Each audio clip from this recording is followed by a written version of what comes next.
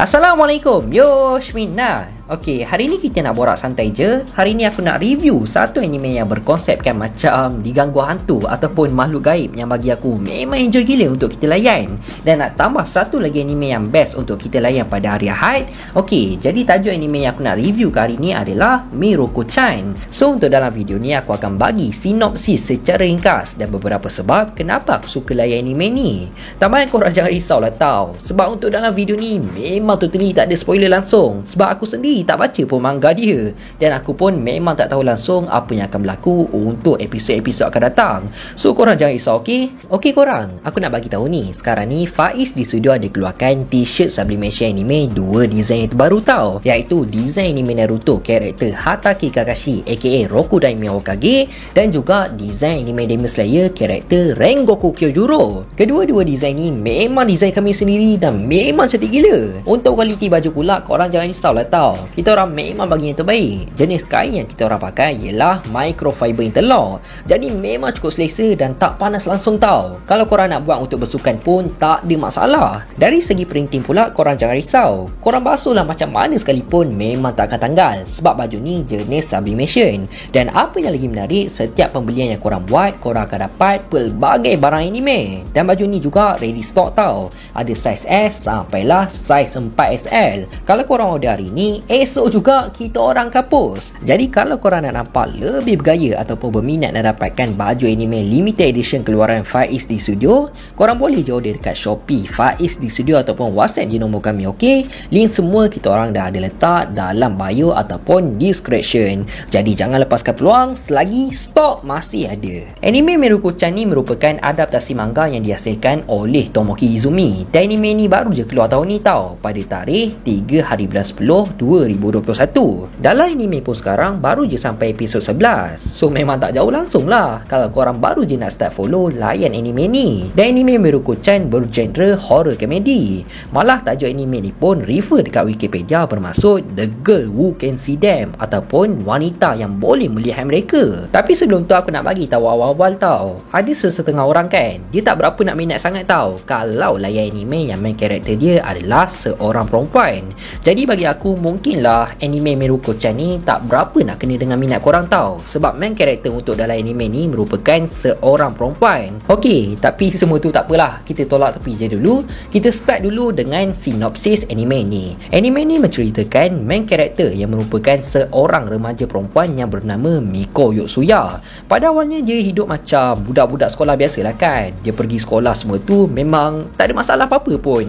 Tapi nak dijadikan cerita dekat sini, pada satu hari sewaktu Miko pergi ke sekolah macam biasa, awalnya semuanya okey je, tak ada masalah apa-apa pun. Tapi sampailah satu masa dia dah rasa macam lain macam gitu tau. First time dia rasa macam tu bila dia pergi membuang dekat toilet. Waktu tu dia tengah melabur macam biasalah kan. Tapi secara tiba-tiba ada bunyi ketukan dekat sebelah toilet dia tu. Tapi waktu tu dia buat macam tak ada apa-apa lah kan. Dia tak nampak apa-apa pun. So dia keluar macam tu je. Jadi bila waktu dah habis sekolah tu, dia on the way balik ke rumah bersama dengan kawan dia iaitu Hana Yurikawa.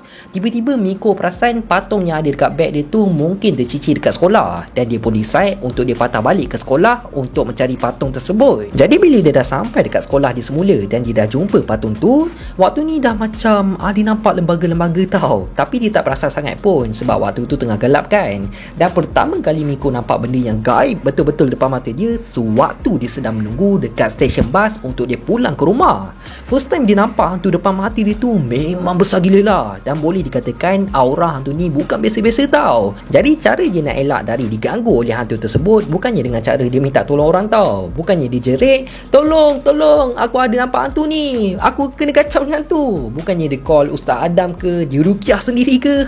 Memang tak ada. Tapi cara dia nak elak dari diganggu oleh hantu tersebut dengan dia buat tak nampak pun hantu tu. Dia tak indahkan pun hantunya ada dekat situ. Dan start je dari sinilah bermulanya mimpi ngeri untuk Miko yang mempunyai kemampuan kemampuan untuk melihat benda-benda yang orang lain tak mampu untuk tengok, ataupun senang kita cakap adalah hantu. So sampai bila dia mampu untuk terus bertahan mengharungi kehidupan dia yang sering dalam keadaan ketakutan disebabkan dia mampu untuk melihat hantu? Adakah satu hari nanti Miko akan belajar untuk ruqyah ataupun membunuh hantu-hantu yang sering mengganggu dia, ataupun dia akan dibantu oleh seseorang yang power dalam bab-bab macam ni? Jadi kalau korang nak tahu apakah yang akan berlaku seterusnya, korang kenalah layan anime Miruko-chan. Untuk karakter-karakter dalam anime Miruko-chan ni buat masa sekarang tak terlalu ramai tau. Selain daripada karakter Miko dengan Hina, diorang ada seorang lagi kawan tau, iaitu Yuria Nikuredo. Dan apa yang lagi menariknya untuk karakter Yuria ni juga mempunyai kemampuan dia boleh melihat hantu.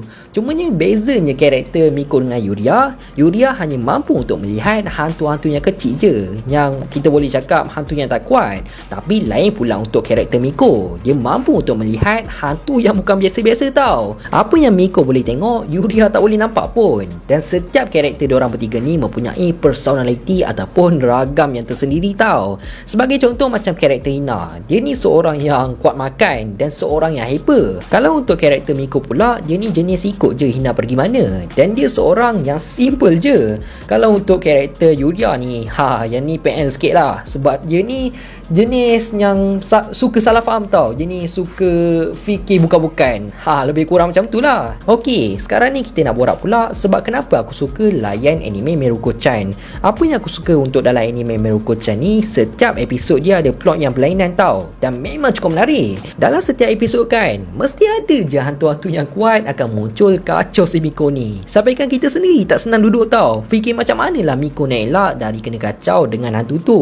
Ada hantu pegang kapak lah, ada hantu yang suka menyamar lah, ada hantu yang macam ketam lah. Kalau hantu yang besar-besar kan, hantu yang besar ni merupakan hantu yang cukup kuat, dan hanya Miko je yang mampu untuk melihat hantu tersebut. Sampaikan adalah satu masa ni Miko pergi jumpa bomoh ataupun tukang ramal. Dia minta lah macam tangkal untuk hantu-hantu tak kacau dia kan. Tapi malangnya tangkal yang pertama diberikan oleh bomoh tersebut pecah macam tu je, disebabkan hantu yang berada dengan Miko ni memang cukup kuat. Lepas tu bomoh tu apa lagi kan, dia bagilah macam tangkal yang lebih special, dan tangkal special tu pun pecah juga sebab hantu tu memang cukup kuat. Dan apa yang lagi kelakar, selepas dia dari insiden tersebut, kedai bomoh tu terus ditutup. Dia pergi balik kampung untuk belajar bagi kuat lagi kot dia punya power apa semua tu kan. So plot dia memang cukup menarik. Lepas tu kan, waktu part Miko kena kacau tu, mesti kita akan fikir juga adakah orang yang akan tolong dia, dan pasti akan ada plot yang kita tak jangka akan berlaku juga. Sampai macam tu sekali tau. Dan jalan cerita dia tak adalah berat pun, memang santai je untuk kita layan. Yang kedua pula, aku suka dengan setiap karakter diorang, mesti ada je perangai yang diorang akan buat. Lagi-lagi karakter si Yuria tu, bila dah jumpa dengan Miko dengan Hana, lawak-lawak dalam anime Miruko-chan ni bagi aku memang kena dengan jiwaku, dan memang tak mengecewakan. Cumanya apa yang tak berapa nak best sangat untuk dalam anime ni, disebabkan dia macam orang kata ada fan service tau, tak berapa nak sesuai sangat untuk budak-budak layan. Cara pemakaian beberapa karakter dalam anime ni agak menjolok mata jugalah bagi aku. Cumanya bagi pandangan aku, bukanlah setiap episod kita akan nampak benda-benda macam tu tau. Sebagai contoh untuk episod 11, aku rasa clean je. Tapi bagi aku, kita nak layan anime ni disebabkan nak enjoy dengan jalan cerita dia je kan. Jadi kalau korang rasa anime ni tak patut untuk ditengok, tu semua pilihan masing-masing. Sebab bagi aku kebanyakan dalam anime pun memang tak lari dengan benda-benda macam ni. Tapi tak apalah, semua tu, itu semua atas pilihan masing-masing lah. Jadi aku memang recommend sangat untuk korang layan anime Miruko-chan, sebab plot dia memang tak mengecewakan, dan aku yakin korang juga mesti akan enjoy bila layan anime ni. Anime Miruko-chan ni akan keluar setiap hari Ahad jam 10 malam. Dan dekat mana korang boleh layan anime ni? Korang boleh je layan dekat apps iQIYI ataupun dekat channel Musa Malaysia. Jadi aku rasa sampai sini je lah kot video kita untuk kali ni. Aku harap korang semua enjoy dan penyampaian aku jelas. Teruskan support Faiz di studio untuk mendapatkan 200,000 subscribers dalam tahun ni. Aku nak minta maaf kalau aku ada buat salah, tersilap cakap, terkasar bahasa. Aku nak minta maaf sangat. Aku hanya manusia biasa, tak lari daripada kesilapan. InsyaAllah kita jumpa dalam next video. Assalamualaikum, bye bye.